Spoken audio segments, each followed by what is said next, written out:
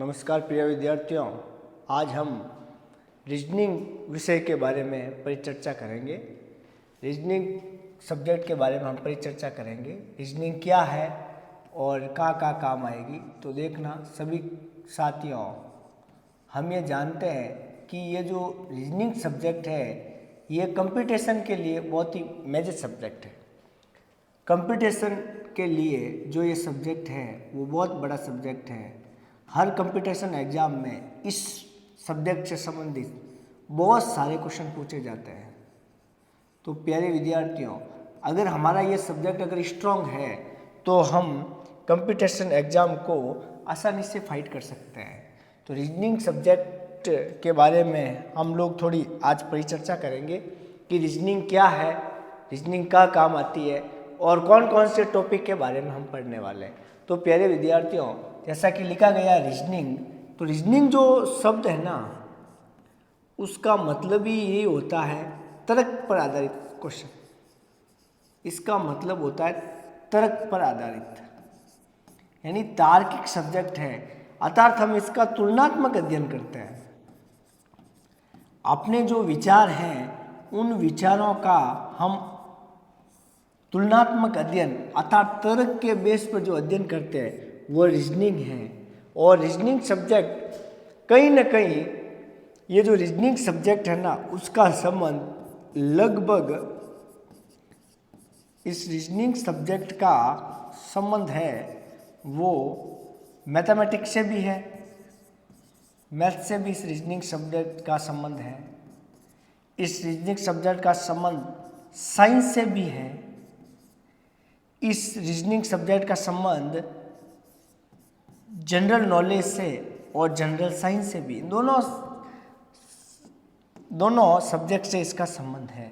Mathematics का इसमें reasoning subject में बहुत बड़ा रोल होता है। अर्थात हम कह सकते हैं कि जो रीजनिंग है ना, वो लगभग 70% वो मैथमेटिक्स पर निर्भर करते हैं और लगभग इसका 10% हिस्सा है वो साइंस पर बेस होता है और पीछे जो बचा है वो जनरल पे बेस होता है।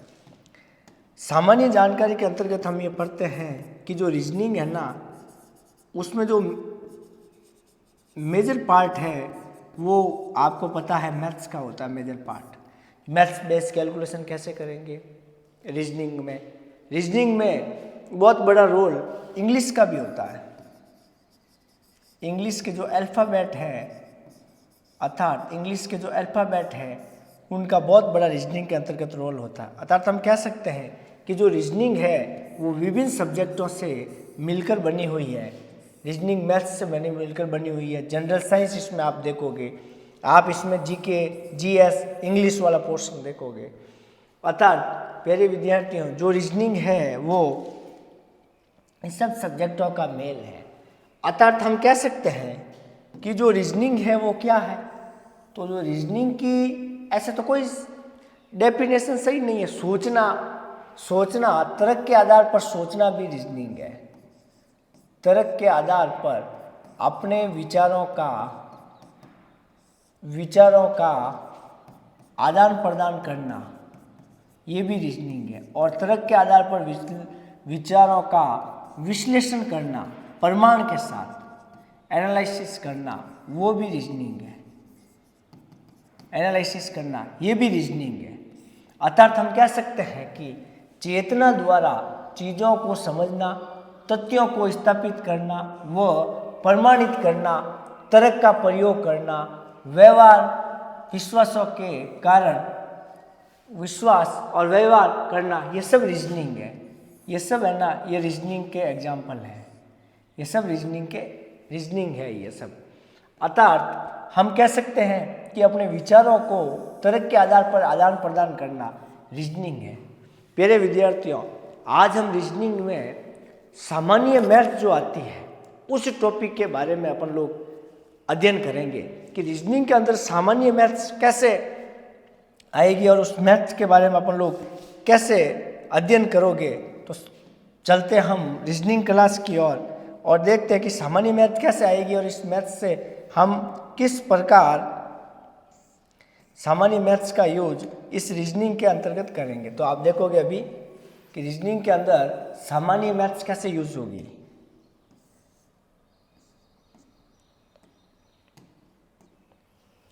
जो रीजनिंग है उसके अंतर्गत सामान्य मैथमेटिक्स कैसे काम आएगी उसका हम देखते हैं।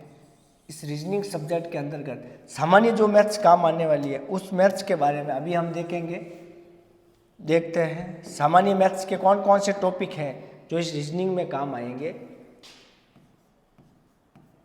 जनरल मैथमेटिक्स कैसे काम आएगी रीजनिंग में।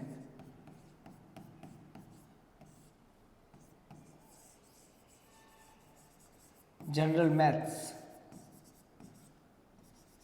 जनरल मैथमेटिक्स ये रीजनिंग में किस प्रकार काम आएगी।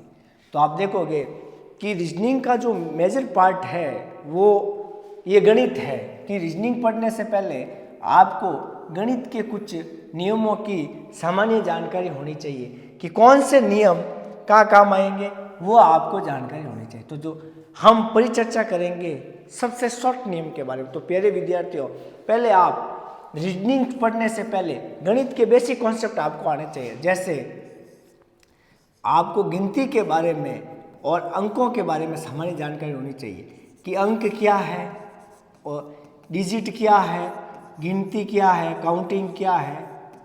इनके बारे में आपको सामान्य जानकारी होनी चाहिए। क्या है टेबल, क्या है पाड़े, भी आपको जानकारी होनी चाहिए। इसके बारे में भी आपको टेबल के बारे में जानकारी होनी चाहिए। उसके बाद आपको जानकारी होनी चाहिए वर्ग क्या होता है, स्क्वायर। उसके बाद में आपको जानकारी होनी चाहिए वर्गमूल के बारे में, स्क्वायर रूट क्या होता है, कैसे यूज होता है।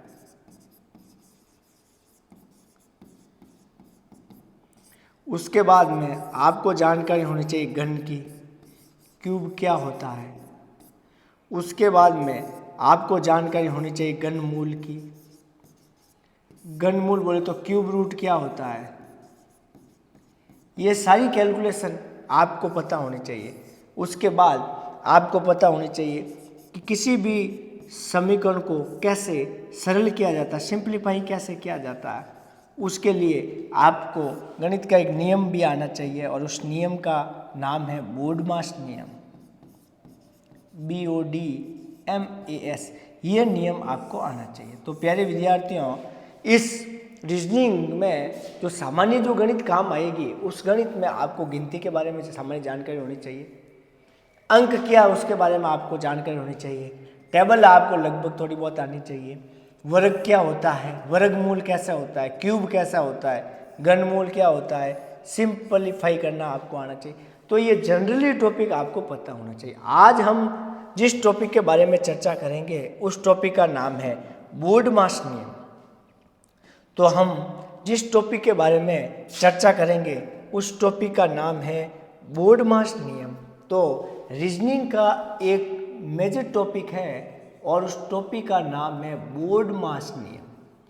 इसके बारे में अपन लोग परिचर्चा करेंगे कि बोर्डमास नियम क्या होता है और कहाँ यूज किया जाता है। बोर्डमास नियम किसी भी गणित की दी हुई समीकरण को सरल करने के लिए इसका यूज किया जाता है।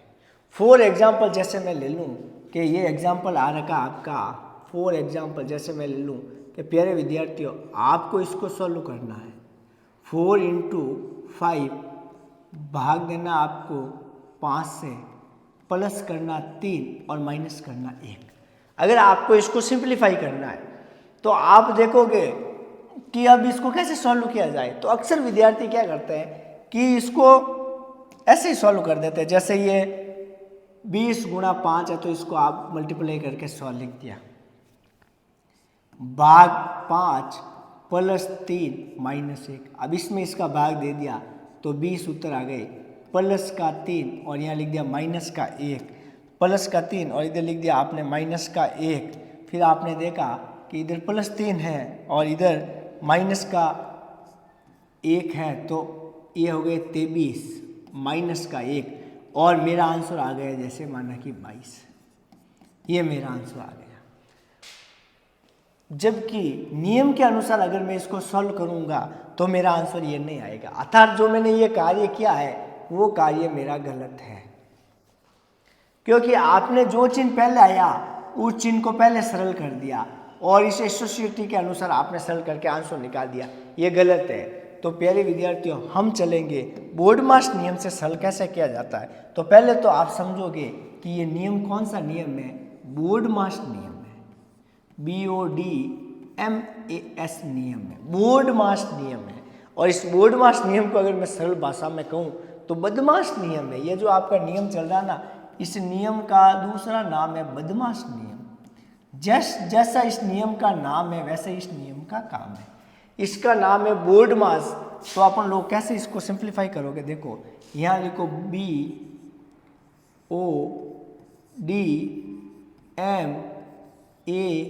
BODMAS, बोर्डमास नियम। बी बोले तो ब्रैकेट, बी बोले तो ब्रैकेट, ओ बोले तो ऑफ, डी बोले तो डिवीजन, एम मल्टीप्लिकेशन या मल्टीप्लाई, और ए बोले तो एडिशन ऐड करना, और एस बोले तो सब्ट्रैक्शन। अब ब्रैकेट, अपने ब्रैकेट भी 3 प्रकार के होते हैं। जैसे पहला आता है छोटा ब्रैकेट, उसके बाद में आएगा ये मंझला ब्रैकेट, और उसके बाद सॉल्व होगा बड़ा ब्रैकेट। और का मतलब है कि इनके बीच अगर इनटू है तो पहले ये सॉल्व होगा। इनको जो सरल करने का तरीका है वो ऊपर से नीचे की ओर होता है, मतलब पहले ब्रैकेट सॉल्व होगा, उसके बाद डिवीजन बोले तो ये भाग होगा, उसके बाद मल्टीप्लिकेशन मतलब ये गुणा होगा, उसके बाद एडिशन मतलब ये प्लस होगा, जोड़ होगी, उसके बाद सब्ट्रैक्शन बोले तो ये बाकी होगी। अर्थात जो इसको सॉल्व करने का तरीका है वो ब्रैकेट से शुरू होगा, ऑफ होगा, डिवीजन होगा, मल्टीप्लिकेशन होगा, एडिशन होगा और सब्ट्रैक्शन होगा। अर्थात जो पहले जो सॉल्व होगा वो होगा ब्रैकेट, इसमें ये छोटा ब्रैकेट है, स्मॉल ब्रैकेट है, ये छोटा ब्रैकेट है,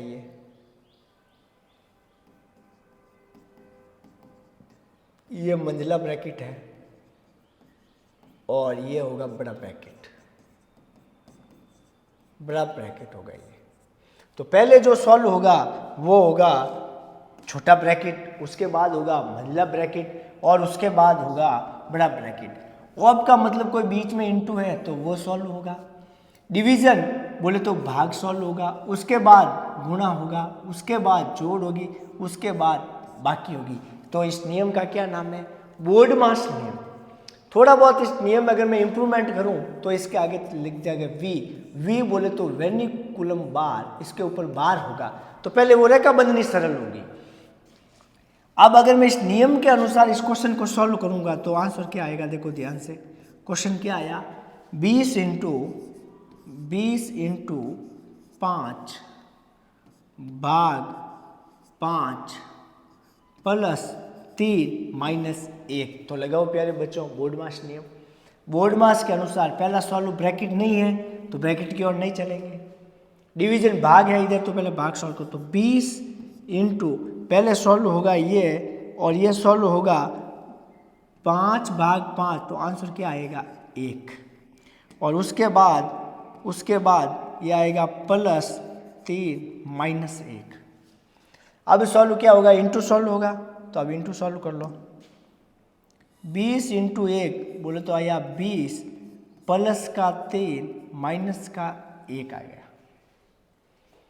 20 इंटू 1 प्लस 3 माइनस 1, तो इसका आंसर क्या हो गया 23 माइनस 1, अर्थात इसका आंसर क्या आया 22, इसका आंसर आ गया। ये तो दोनों और अपन देखें तो सेम टाइप के ही आंसर आ रहे हैं, तो उसमें कोई फर्क नहीं पड़ता। बाकी आपको इस बोर्डमास नियम के अनुसार इसको सॉल्व करना, तरीका आपको ये रखना, ये जो तरीका है ये तरीका सही रहेगा आपके लिए, बोर्डमास नियम का ये तरीका आपके लिए सही रहेगा। हालांकि जो ये क्वेश्चन किया इसका भी आंसर 22 ही आया, पर आपको चलना इसके अकॉर्डिंग है। नेक्स्ट क्वेश्चन लेते हैं अपन लोग, जैसे फॉर एग्जाम्पल नेक्स्ट क्वेश्चन की ओर चलते हैं।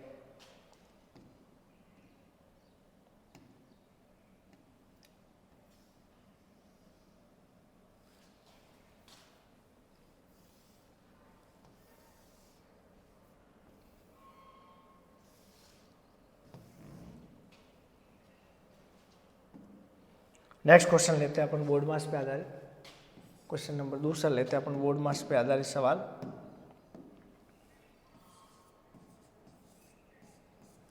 क्वेश्चन नंबर हम दूसरा जैसे ले रहे हैं 4 इंटू 3 माइनस 20 भाग 10 प्लस 2। इसको बोर्ड मास के अनुसार सॉल्व करो। तो जैसे इसको सॉल्व करते हैं तो पहले डिवाइड होगा, तो 4 इंटू 3 माइनस, इससे ये डिवाइड हुआ तो बोलो आंसर कितना आएगा इसका, 2 आंसर आएगा, प्लस में 2 रहेगा। और नेक्स्ट मैं चलूँ तो 4 इंटू 3 तो मेरे हो गए 12 माइनस 2 और प्लस के कितने हो गए 2। ये दोनों प्लस की वैल्यू जुड़ के 2 में से माइनस निकल जाएगी, तो 14 माइनस 2, तो इसका आंसर मेरा कितना आएगा 12 मेरा आंसर आएगा। और अगर मैं सेकंड मेथड से करूं 4 इंटू 3 माइनस 20 भाग 10 प्लस 2 तो क्या होगा, देखो आप जैसे कर रहे हो 4 3 हो गए 12 माइनस 20 भाग 10 प्लस 2, इसमें से बाकी जाएगा माइनस का 8 आएगा, भाग 10 रहेगा, प्लस का 2 होगा।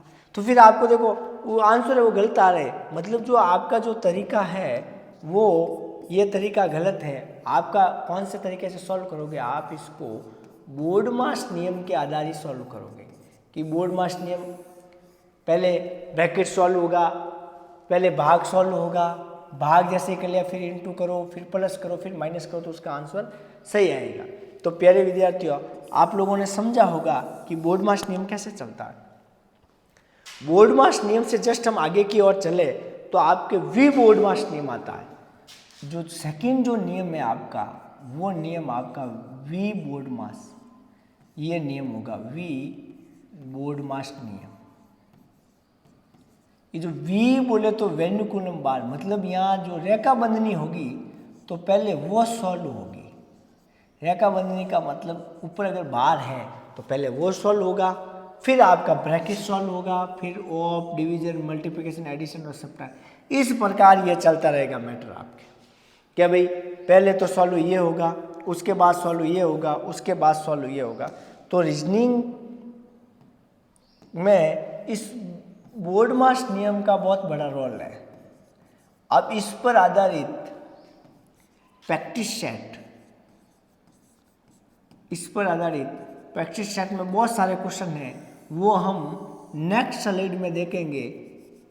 नेक्स्ट जब भी वीडियो आएगा उस वीडियो में बोर्ड मास पर आधारित बहुत सारे प्रैक्टिस क्वेश्चन होंगे, हम उन क्वेश्चनों को करेंगे और आपको बताएंगे बोर्ड मास नियम कैसे यूज हो रहा है।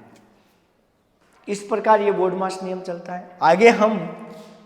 आगे की ओर जब चलते हैं तो जो इसका दूसरा जो अपन टॉपिक लेते हैं, जैसे अब मैं जैसे यहाँ टॉपिक लूँ 2 नंबर टॉपिक वर्ग के बारे में ले रहा हूँ। जैसे मैं थोड़ा स्क्वायर के बारे में बता रहा हूँ, वर्ग संख्या के बारे में कि वर्ग क्या होता है, स्क्वायर।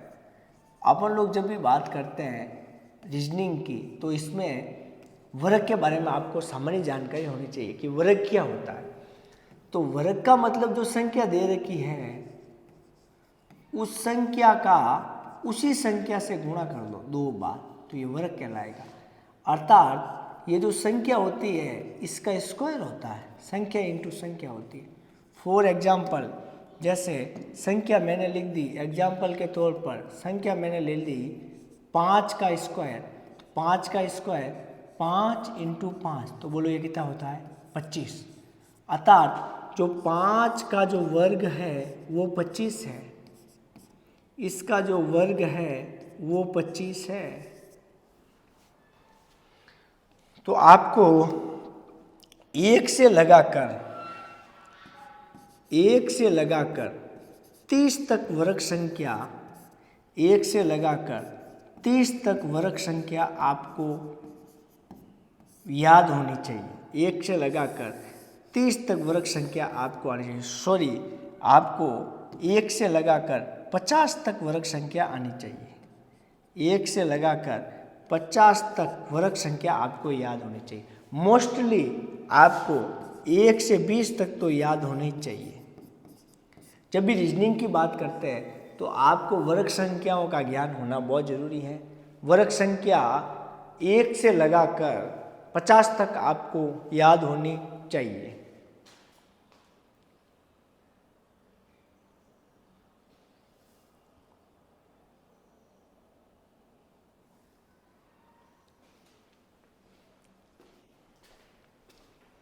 मैं आपको वर्ग संख्या लिखा रहा हूँ, ये वर्ग हो गई, ये इधर लिखो संख्या और इधर इसका वर्ग लिख दो।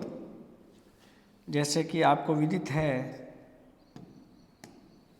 ये हो गई संख्या और या इसका ये हो गया वर्ग। तो जैसे संख्या हो गई 1, तो 1 का स्क्वायर होता है 1। यह आपको आना चाहिए प्यारे विद्यार्थियों। 20 तक वर्ग संख्या आपको आनी चाहिए, 20 तक वर्ग संख्या आपको आनी चाहिए। 1 का वर्ग 1,